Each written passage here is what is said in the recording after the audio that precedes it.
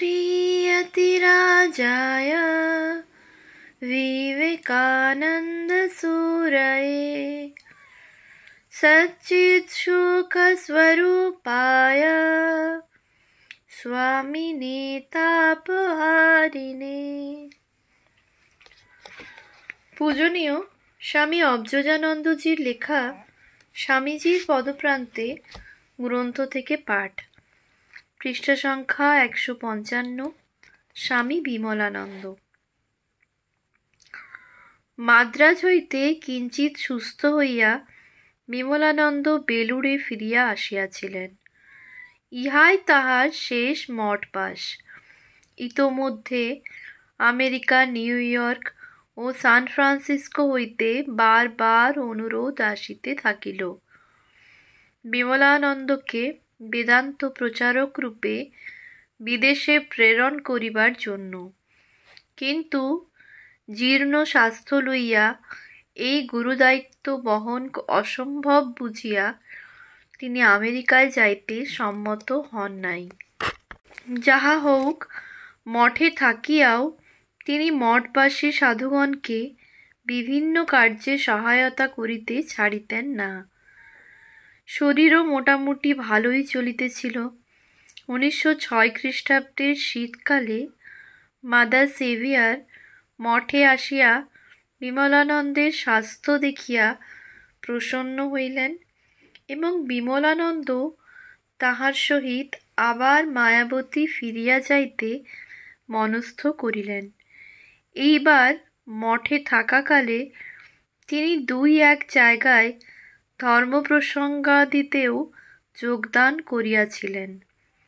বেহালা হিতকারী সভায় প্রদত্ত তাহার ইংরাজি ভাষণ বিশেষ প্রশংসিত হইয়াছিল। পূর্বাশ্রম আন্দুলেও শ্রীরামকৃষ্ণ জন্মোৎসবে বেলুড় মঠের সমস্ত সন্ন্যাসীমণ্ডলী সহ যোগদান করিয়াছিলেন। গৃহে পিতা মাতার দর্শন লাভ করিয়া খুব আনন্দও প্রকাশ করিয়াছিলেন। 1907 খ্রিস্টাব্দের এপ্রিলে হিমালয়ের আকর্ষণে বিমলানন্দ পুনরায় মায়াবতীর কর্মী হইয়া আসিলেন। মায়াবতীর অধ্যক্ষ তখন স্বামী বিরজানন্দ। অদ্বৈত আশ্রম হইতে স্বামীজির গ্রন্থাবলীর complete works of Swami Vivekananda প্রকাশনের কার্য পূর্ণ উদ্যমে সেই সময় চলিতেছিল। বিমলানন্দ নিজের শরীর ভুলিয়া এই মহৎ কার্যে পরিপূর্ণভাবে আত্মোৎসর্গ করিয়াছিলেন। শুভানুধ্যায়ীদের আপত্তি না শুনিয়া অতিরিক্ত পরিশ্রম করিয়া শরীরটি এইবার চিরতরে নষ্ট করিলেন। জীবন দেবতা স্বামীজির চরণে বিমলানন্দ তিলে তিলে নিজেকে আহুতি দিয়া চলিলেন। 1908 খ্রিস্টাব্দের অক্টোবর হইতে বিমলানন্দের একটু একটু জ্বর হইতে থাকিল। অবশেষে ফেব্রুয়ারিতেই চিকিৎসকগণ তাহার দুরারোগ্য ক্ষয় রোগ আবিষ্কার করিলেন। চিকিৎসকগণ বিমলানন্দকে শরীরের ও মস্তিষ্কের পূর্ণ বিশ্রাম দিতে পরামর্শ দিলেন।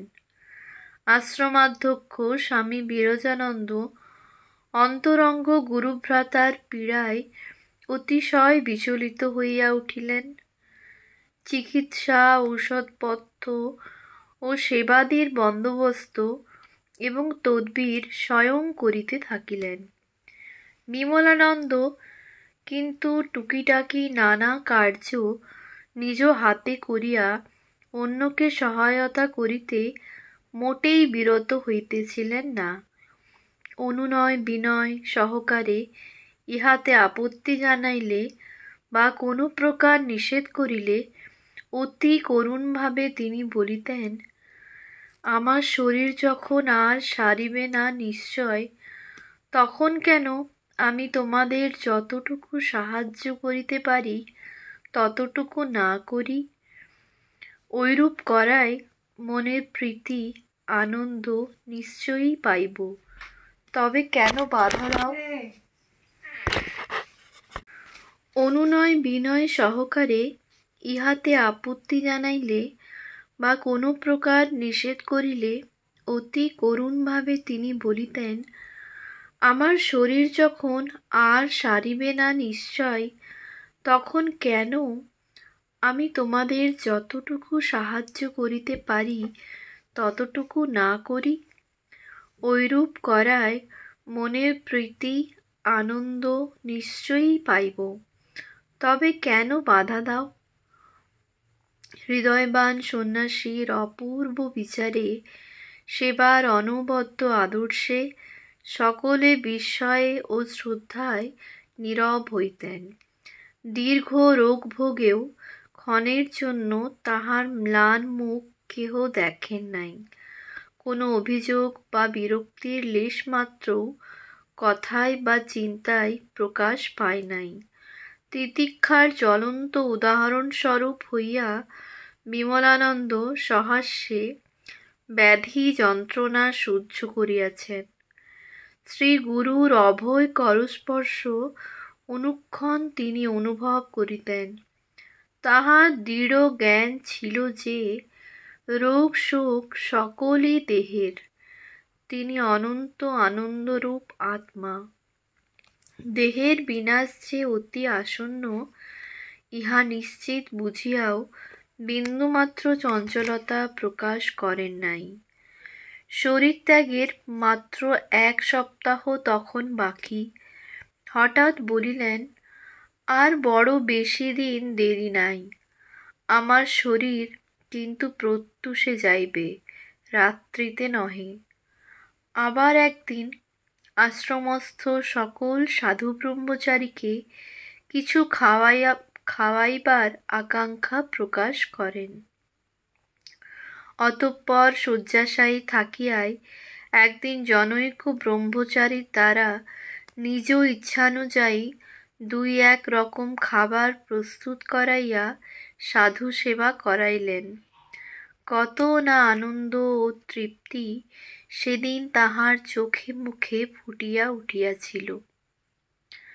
সেবা যত্ন ও চিকিৎসায় ক্রমে বিমলানন্দের জ্বর ছাড়িল বটে, কিন্তু অত্যন্ত দুর্বল হইয়া পড়িলেন। পরমারাধ্য শ্রী গুরুর সহিত নিত্যমিলনের আনন্দ চিন্তায় তিনি উত্তরোত্তর নীরোগ বোধ করিতে থাকিলেন। দুর্বলতা ভিন্ন কোনো রোগই তখন তাহার দেহে বস্তুত ছিল বলিয়া কাহারও বোধ হইত না। 23 জুলাই 1908 রাত্রি 2টা পর্যন্ত এইরূপই চলিয়াছিল। ঔষধ ও দুগ্ধ যথানিয়মে সেবন করিলেন। রাত্রি 8টা হইতে মনে হইল তিনি নিদ্রাচ্ছন্ন। অতি শান্ত চরণে বুঝি মহানিদ্রায় তাহার চোখে নামিয়া আসিতেছিল। চক্ষুর্দ্বয় মাঝে মাঝে মেলিতেছিলেন। এক আশ্চর্য প্রশান্তি ও উজ্জ্বলতায় মুখশ্রী অধিকতর দীপ্ত হইয়া উঠিতেছিল।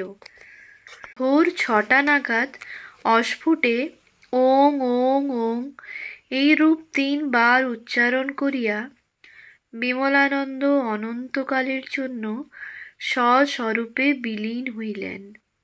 শয্যাপার্শ্বে উপবিষ্ট স্বামী বিরজানন্দ প্রিয়তম গুরুভ্রাতা ও আবাল্য সঙ্গীকে মহাযাত্রার ক্ষণে আরেকবার ডাকিলেন, কিন্তু কোনো সাড়া মিলিল না। বিমলানন্দ চির নীরব হইলেন। যতি বিমলানন্দ পাঞ্চভৌতিক দেহ ছাড়িয়া অনন্ত জীবন লাভ করিলেন। মায়াবতী আশ্রমের পাদদেশে প্রবহমান 2 পার্বত্য নদীর সঙ্গমস্থ উপলাকীর্ণ তটভূমিতে তাহার দেহ অগ্নিতে অর্পিত হইল। হিমালয়স্থিত প্রয়াগভূমিতে প্রজ্বলিত চিতাগ্নির সম্মুখে গুরুভ্রাতৃগণ বেদমন্ত্র উচ্চারণ করিতে করিতে বিমলানন্দের পরম ধামের যাত্রাপথকে মধুময় করিয়া তুলিয়াছিলেন। বিবেকানন্দ শিষ্য বিমলানন্দের জীবন সর্বতোভাবেই তদীয় আচার্যের অনুবর্তী ছিল। জ্ঞান, ভক্তি ও কর্মের সমন্বিত আদর্শে উহা গঠিত ছিল। আর এই আশ্চর্য সমন্বয় অনুভূতি তিনি তাহার শ্রী গুরুর অলৌকিক জীবন হইতেই লাভ করিয়াছিলেন। স্বামীজীর ভাব ও বাণী বিমলানন্দের দৃষ্টিতে কতখানি স্বচ্ছ হইয়া উদ্ভাসিত হইয়াছিল, তাহা তাহারই দুই একটি উক্তি স্মরণ করিলে বেশ উপলব্ধি হয়। তাহার সানুভূত স্বামীজীর আদর্শ এইরূপ: This is the very core of Swamiji's teaching, the selfhood of all, the divinity of man, and this is, I am fully convinced, the key to his wonderfully versatile nature. He was a lover of all because he was a Jnani, and here I must tell you that the fatal illusion under which I had long labored, that jnana and bhakti are destructive of each other. Dispersed in the presence of Swamiji as darkness before the sun, Swamiji was a tremendous worker because he was a bhakta and jnani. The tremendous energy that shook the whole world and is still at work awakening many a slumbering soul to its innate divinity, instilling life into dead bones, bringing sunshine in the darkness of despair, and love in dry, arid souls. This tremendous energy owes its origin to his realization of Brahman in all. Here too, I must tell you that the fatality erroneous idea that karma is antagonistic to jnana and bhakti is dispelled at once by the life of Swamiji. উৎস: বেদান্ত কেশরী, ফেব্রুয়ারি 1923। আত্মতত্ত্ব বা মানুষের দেবত্বের উদ্বোধনী স্বামীজির সমগ্র শিক্ষার সারকথা। আমার নিশ্চিত বিশ্বাস যে স্বামীজির আদর্শ উদার প্রকৃতির মূল রহস্যও ইহাই। তিনি জ্ঞানী বলিয়াই এত বড় বিশ্বপ্রেমিক। আর এ কথাও সত্য বলিতেছি যে জ্ঞান ও ভক্তি যে পরস্পর বিরুদ্ধ আমার বহুকাল পোষিত এমন মারাত্মক ধারণাও স্বামীজির কৃপাতেই বিদূরিত হইয়াছে। যেমন সূর্যের উদয়ে সকল অন্ধকারের বিলয় হয়, স্বামীজি মহা কর্মযোগী ছিলেন, কারণ তিনি একাধারে ভক্ত ও জ্ঞানী।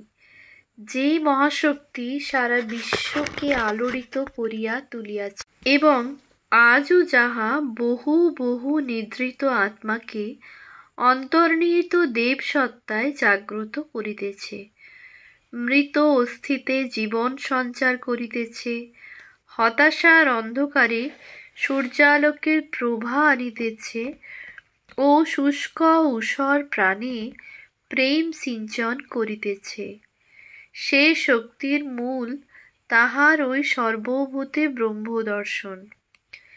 একথা আবার স্পষ্ট বলিতেছি যে কর্ম হইতেছে জ্ঞান ও ভক্তির বিরোধী। এমন সর্বনাশা ভ্রান্তি স্বামীজির জীবনের স্পর্শে মুহূর্তেই আমা হইতে অপসৃত হইয়া গিয়াছে। স্বামীজির ভাবাদর্শের এমন প্রাঞ্জল ব্যাখ্যা প্রত্যক্ষ অনুভবের ভাষাতেই সম্ভব। বিমলানন্দের প্রাণের ভাষা ইহাই। উল্লিখিত কথা কয়টিকে আবার বিমলানন্দের আত্মচরিত কথনও বলা যাইতে পারে। স্বামীজির এই প্রিয় শিষ্যের স্বল্পায়ু জীবনটি বিচার করিয়া দেখিলে উৎসর্গীকৃত একটি পুষ্পের ন্যায় পবিত্রতা ও প্রেরণার প্রতীক বলিয়া নিশ্চিতই মনে হইবে। ব্যাসকল্প স্বামী শারদানন্দজি শুদ্ধ সুন্দর এই জীবনকে স্মরণ করিয়াই উদ্বোধন পত্রে স্বয়ং একদা লিখিয়াছিলেন, আরাধ্য দেবতার শ্রীপাদপদ্মে চিরানুরক্ত শিষ্যের এই হৃদয়ের সন্নিধান, এই প্রশংসা স্বার্থবিরহিত অযাচিত প্রেমার্পণ, এই লোকচক্ষু বহির্ভূত আড়ম্বর বর্জিত নিঃশব্দ হৃদয়ের পূজার কথা মানব তুমি কি বুঝিতে পারিবে? বুঝিবার চেষ্টাই বা তোমাদের কয়জন করিবে? হট্টগোলের জগতে মিথ্যা গোলযোগী লোকে করে ও বুঝে। বিমলানন্দ মূর্খের ন্যায় বৃথোদ্যমে শরীরপাত করে করুক। এসো, আমরা যাহা করিতেছি তাহাই করি। ওম শান্তি শান্তি শান্তি। হরি ওম তৎসৎ। শ্রীরামকৃষ্ণার্পণমস্তু।